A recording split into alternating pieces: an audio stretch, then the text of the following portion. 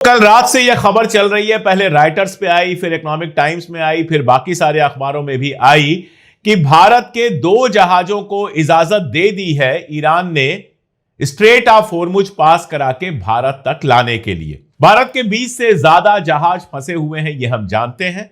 और हम यह भी जानते हैं कि भारत के अंदर गैस का जो टेंशन है वो कितना बढ़ा हुआ है। सिलेंडर लोगों को मिल नहीं रहा है, दुकानें बंद हो रही हैं, होटलों में कई जगह खबर आ रही है कि लकड़ी पे खाना बन रहा है। अमेजन पर इंडक्शन की मांग कई गुना बढ़ गई है, इंडक्शन मिल नहीं रहा है। इतनी सारी परेशानियां 10 दिन के वार के अंदर पैदा हो गई थी। उसके बाद हम देख रहे थे कि भारत लगातार ईरान से बातचीत कर रहा था। प्रधानमंत्री मोदी का ट्वीट आया कि पजेश्कियन साहब से उनकी बात हुई है, जयशंकर साहब का ट्वीट आया कि अराक्ची साहब से बात हुई है, और लगातार ये बात हो रही थी। 2 दिन पहले भी ये खबर आई थी कि ईरान ने रास्ता खोल दिया है भारत के लिए। एनडीटीवी वगैरह ने इसको किया था, हमें भी लगा सही होगा, लेकिन बाद में मालूम चला कि वो फर्जी खबर थी।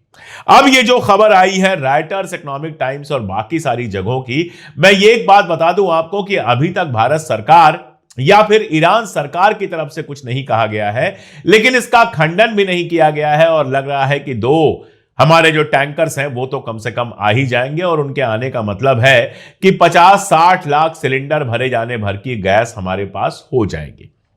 अब सवाल ये उठता है कि ये बातचीत हुई क्या, पर्दे के पीछे बातचीत हुई क्या, राजी कैसे हुआ ईरान टैंकर भेजने के लिए।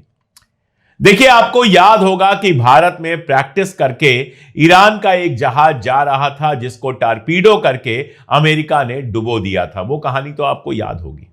यह भी आपको याद होगा कि ना तो भारत ने कोई बयान दिया था और ना ही इंडियन नेवी उनको बचाने गई थी, रेस्क्यू पर नहीं लगी थी। रेस्क्यू पे कौन गया था? रेस्क्यू पे गया था श्रीलंका। लेकिन उसके बाद एक खबर आई थी, वो भी आपको याद होगी, कि कोच्चि में ईरान के जहाजों को ठिकाना दिया गया था, रुकने दिया गया था, वहां से हटने के लिए नहीं कहा गया था। यह कहा गया कि ईरान ने रिक्वेस्ट किया कि भाई हमारे जहाज जो है उनको कोच्चि में रुकने दिया जाए, और कोच्चि में रुकने दिया गया। अब पर्दे के पीछे मुझे यह लगता है कि ईरान ने बहुत साफ किया कि आपके यहां प्रैक्टिस के लिए हमारा जो जहाज गया था वो तो गिरा दिया गया, मार दिया गया, टारपीडो कर दिया गया। अब यह बताइए कि हमारे जो 2 जहाज हैं उनकी रिस्पॉन्सिबिलिटी आप लेंगे कि नहीं लेंगे। और भारत ने उन जहाजों की रिस्पॉन्सिबिलिटी लेने को यस किया है। उन जहाजों पर जो 180 लोग थे उनको सेफली ईरान पहुंचाने की जिम्मेदारी ली। कहा जा रहा है कि अभी उनको आर्मेनिया सेफली पहुंचा दिया गया है, जहां से वो ईरान चले जाएंगे।